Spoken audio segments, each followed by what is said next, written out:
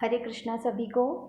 और आज बस मैं ये एकादशी का भोग बना रही हूँ भगवान जी के लिए। तो ये वीडियो में तो मैंने वही दिखाया है, और बाकी मैं एक कथा भी आपके साथ शेयर करना चाहती हूँ। वैसे तो एकादशी का व्रत बहुत सारे लोग रखते हैं और सबको कथा भी पता है, लेकिन एक जगह मैंने भी एक कथा पढ़ी थी, तो सोचा इस वीडियो में भोग के साथ साथ में मैं फिर वो कथा भी शेयर करती हूँ।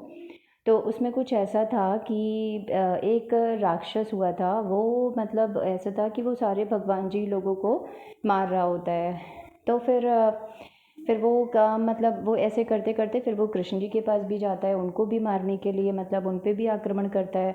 तो फिर कृष्ण जी एक जगह जाते हैं और वहाँ पे वो जब मतलब विश्राम की मुद्रा में जाते हैं, तो वो सो जाते हैं। और फिर उसके बाद में फिर वो राक्षस जब वहाँ पर भी उनको भी मारने के लिए पहुँचता है, तो जब कृष्ण जी लेटे होते हैं, तो कृष्ण जी के स्वरूप से मतलब कृष्ण जी के पास से ही, उनके अंदर से ही एक शक्ति प्रकट होती है, और फिर वो जो राक्षस होता है उसको वो मारती है। फिर जब कृष्ण जी की नींद खुलती है, तो फिर कृष्ण जी उनसे कहते हैं कि आपका नाम एकादशी है आज से, और आप कोई वरदान मांगिए। तो फिर वो कहती हैं कि ठीक है, आप मुझे धरती लोक पर भेजें, और वहाँ पर जितना भी मनुष्य जाति मेरा व्रत रखेगा उन सब का कल्याण होगा, और वो सब आपके गोलोक धाम में आएंगे। तो कृष्ण जी कहते हैं तथास्तु। उसके बाद धरती पे ऐसा होता है कि ज़्यादातर मनुष्य जो हैं वो फिर एकादशी का व्रत धारण करते हैं, और उसके फलस्वरूप फिर वो मतलब काफ़ी अच्छे काम करने लगते हैं, और ये पाप भी धरती से काफ़ी कम हो जाता है। अब जितना भी ये बुराइयां थी, पाप कर्म थे, ये सारे भगवान जी के पास पहुंचते हैं, क्योंकि भगवान जी ने इन्हें भी बनाया होता है। तो फिर ये लोग कहते हैं कि आपने जब से एकादशी का व्रत क्या बोल दिया, सारा मनुष्य ज़्यादातर वही व्रत रखते हैं, तो अब हमारा तो काम ही नहीं हो पा रहा है, कुछ कोई हमारे को मतलब कर ही नहीं रहा है, ना तो कोई बुरा काम करना चाह रहा है ज़्यादा, और कुछ भी नहीं हो रहा है। तो कृष्ण जी कहते हैं हाँ ये बात तो है। तो बोलते हैं कि अच्छा ठीक है, ऐसा करना कि अब से जब एकादशी का व्रत जिस दिन होगा, तो उस दिन जितने भी प्रकार के अनाज हैं आप उसमें वास करना जा करके। तो उससे होगा ये, क्योंकि एकादशी के व्रत में मैं अनाज मना करता हूँ खाने के लिए, लेकिन जितना भी मनुष्य उस दिन अनाज का सेवन करेगा वो तरह तरह के पाप का भागीदार बन जाएगा। तो फिर वो लोग कहते हैं कि ठीक है। तो इसीलिए ऐसा बोला जाता है कि एकादशी के दिन हम अनाज ना खाएं, जाने अनजाने जैसे भी हो, अब हम कोशिश करें कि हमें अनाज नहीं खाना चाहिए। तो ये बात हो गई। उसके बाद फिर होता क्या है कि जब महाभारत का युद्ध होता है, तो फिर भगवान जी, कृष्ण भगवान जी पांडवों से बोलते हैं कि अगर आपको ये वाला महाभारत के युद्ध में आपको सफलता चाहिए, तो फिर आपको एकादशी का व्रत रखना होगा। तो फिर पांडव तो सारे तैयार हो जाते हैं, लेकिन जो भीम होते हैं वो बोलते हैं, वो थोड़ा परेशान हो जाते हैं। वो कहते हैं कि भाई हम तो नहीं व्रत रख पाएंगे, क्योंकि आपको पता है कि मैं तो भूखा नहीं रह सकता। तो कृष्ण जी कहते हैं कि नहीं भाई, रखना तो पड़ेगा, अगर सफलता चाहिए तो फिर रखना पड़ेगा। तो फिर वो बोलते हैं कि नहीं, मतलब व्रत के कोई और उपाय बताइए जिससे कि ये व्रत मतलब कि मुझे ना रखना पड़े। तो फिर कृष्ण जी कहते हैं कि अच्छा, एक काम हो सकता है कि आप एक निर्जल एकादशी भी है, या उसको भीम एकादशी के नाम से भी जानते हैं। तो फिर बोलते हैं कि ठीक है, एक ये वाला व्रत ऐसा हो जाएगा कि जिससे मतलब जिसको रखने में आपको ना जल नहीं ग्रहण करना है, ना अन्न ग्रहण करना है। जब आप ऐसा व्रत रखेंगे तो फिर बाकी साल की जितनी भी एकादशी हैं, जैसे हम सभी को पता है कि हर महीने में 2 एकादशी पड़ते हैं, तो फिर एक और साल में एक बार बस निर्जल एकादशी होते हैं। तो फिर ये होता है कि अगर आप ये वाली एकादशी रख लेंगे, तो फिर आपका बाकी के एकादशी में आप जो भी थोड़ा बहुत खा रहे हैं वो चीज़ें थोड़ा सा बैलेंस में आ जाएंगी, तो उसके लिए आप इतना पाप के भागीदार नहीं होगे। तो फिर इस तरह से ये हुआ कि ठीक है, एक एकादशी निर्जल एकादशी भी होती है।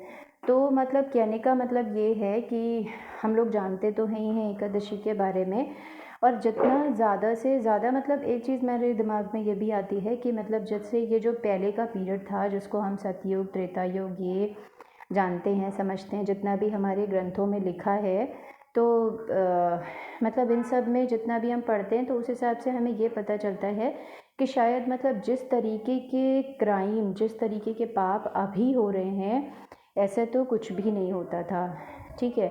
हमने क्या करा कि धीरे धीरे हम इतनी तेज़ी से भागते भागते भागते भागते अभी हम ऐसे हमारे अंदर का एक भूख हो गई है सफलता की, किसी भी मतलब तरह से कि हाँ हमें ये चीज़ चाहिए तो चाहिए। उसमें हमें समझ में भी नहीं आ रहा है कि हम कितने पाप करते चले जा रहे हैं। और ये भी मतलब इतना तो हम सभी को पता है कि हाँ 84 लाख योनियों के बाद में हमें मनुष्य शरीर मिल रहा है। तो आपको नहीं लगता कि मनुष्य शरीर अगर हमें मिला है तो हमें तो इसमें भगवान का नाम ही लेना चाहिए ना। आप कोई मतलब गृहस्थ जीवन त्याग के नाम मत लो, लेकिन हाँ ये तो है कि हाँ आपको भगवान जी का नाम लेने के लिए ही ये जीवन मिला है, क्योंकि इसके बाद की या इसके पहले के जो भी हमारे जन्म थे, हम कीड़े मकोड़े थे, मतलब पशु पक्षी थे, पेड़ पौधे थे, क्या चीज़ थे नहीं पता।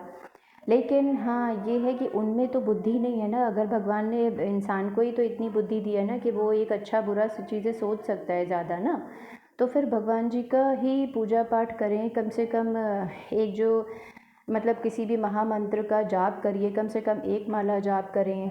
तो ये सब करके एटलीस्ट हम ये तो कर सकते हैं, कोशिश तो कर सकते हैं कि हम अपने इस जीवन को कम से कम इतना ज़्यादा पाप से मत भरें कि इसके बाद का जो जन्म है वो हमें कौन सा जन्म मिलता है, हम कीड़े भुनगे चींटी क्या बनते हैं हमें कुछ भी नहीं पता।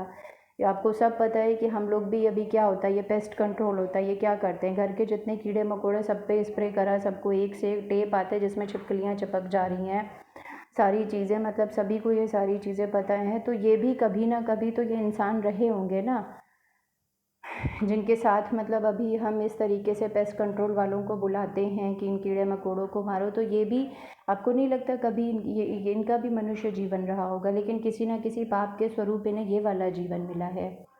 लेकिन हमारा क्या है कि हम पाप करने में इतने मगन हैं, क्योंकि हमें लगता है ना कि हाँ अरे कोई हम ही थोड़ी ना कर रहे हैं, सभी तो कर रहे हैं। वो देखिए चोरी कर रहा है, उसने मर्डर कर दिया, क्या हुआ, और ये हुआ वो हुआ ना। तो अभी हम इसी चक्करों में पड़े हैं, क्योंकि सबको ये लगता है ना अरे मरना तो सबको एक दिन है। लेकिन मरने के बाद क्या होगा, उसके बाद हमें जो भी जन्म मिलेगा, आप कभी मतलब उसके बारे में भी सोच पा रहे हैं? कोई भी नहीं सोच पा रहा।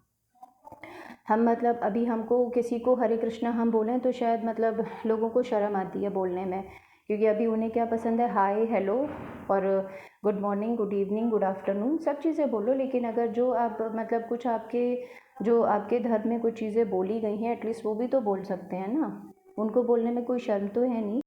ठीक है, अगर आपको मेरा वीडियो अच्छा लगा हो तो प्लीज़ एक लाइक करिए। वैसे तो मैंने देखा है मेरा तो चैनल कोई सब्सक्राइब नहीं करता है, खैर जैसी जैसी कृष्ण जी की इच्छा। ये कहते हैं ना, हुई है वही जो राम रचि राखा।